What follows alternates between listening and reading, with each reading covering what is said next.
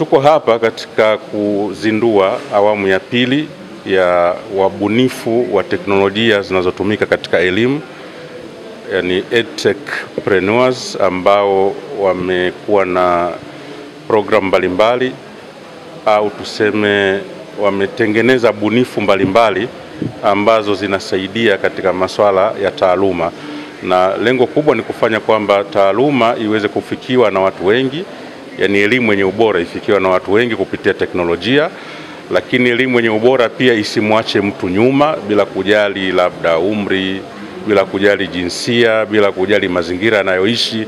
Hii teknolojia imsaidie afikie elimu bora. Lakini pia tunataka hii teknolojia ambayo inabuniwa iweze kuleta mapinduzi chanya pia kwenye maisha ya binadamu kupitia elimu. Lengo letu kwanza, kwenye kipindi cha miaka 3 mpaka 5 tuweze kusapoti bunifu za vijana takriban 36 kwenye mambo makuu 4. Kwanza, tuwezeshe kupata mitaji ambayo itawasaidia kukuza bunifu zao. Hawa vijana unaoona hapa, kila kijana mwenye bunifu yake atapata takriban milioni 140 mpaka 150 kwa ajili ya kusukuma ubunifu wake kwenye miaka 2-3 ijayo. Lakini cha pili, tunawasaidia kukutana na watu ambao kimkakati watawezesha kukua, zikiwemo taasisi za binafsi na serikali. Na ndio maana unaona tunashirikiana na Taasisi ya Elimu Tanzania, tunashirikiana na Tume ya Taifa ya Sayansi na Teknolojia, na tunashirikiana tukiwa wadau wa kusimamia sayansi, teknolojia na ubunifu nchini.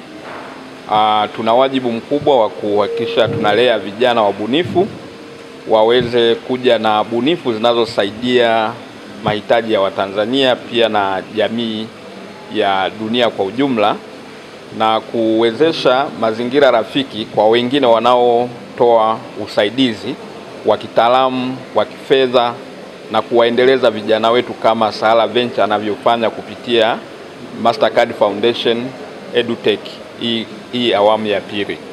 Shule App ni mfumo wa shule ambao unarahisisha au unaendesha zile majukumu za shule za kila siku.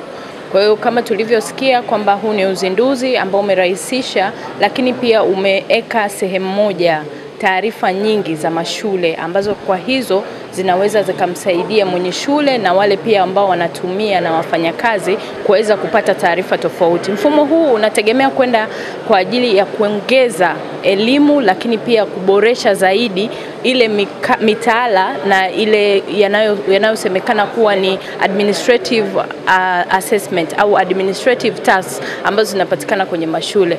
Kwa hiyo sisi tumeutengeneza, lakini pia tunatamani kuona watu wengine wanakuwepo kwa ajili ya kutusaidia, kwa ajili ya kucollaborate, lakini pia kwa ajili ya kuongeza zaidi watu katika kuweza kujifunza kupitia mfumo huu.